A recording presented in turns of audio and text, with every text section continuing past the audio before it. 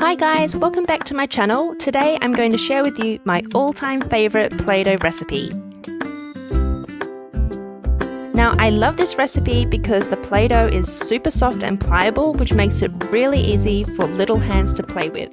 This recipe requires no baking and this Play-Doh can last for months if stored correctly. If you're new to my channel, I love sharing videos that will inspire your time with your little one, so if you haven't already, please hit the subscribe button, like this video, and go over and follow me on Instagram.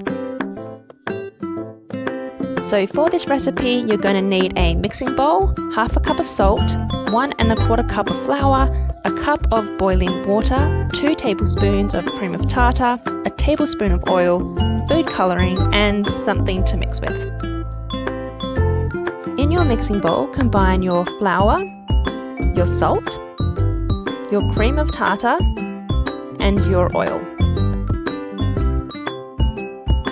In a separate container, add your food colouring to your boiled water and mix.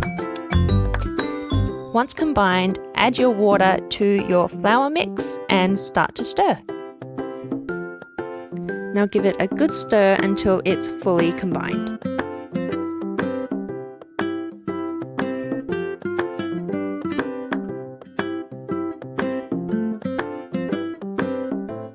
Your mixture may look a little runny, but don't worry, leave it to sit for 15 minutes to cool down and it will start to firm up.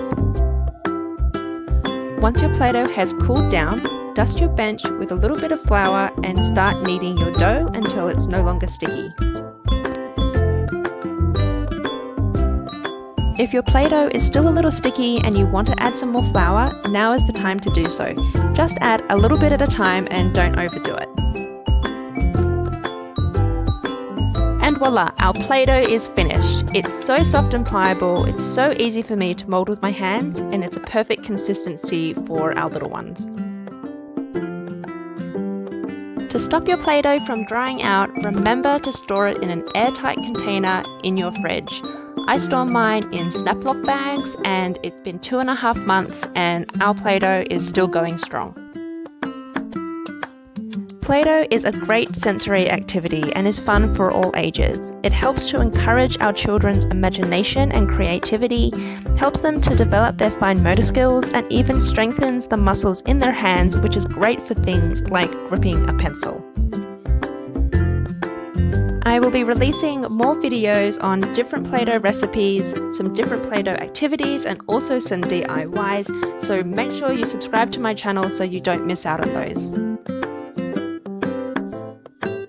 I really hope you enjoyed this video. If you did, please click the little like button below. Otherwise, until next time, thanks for watching and stay inspired.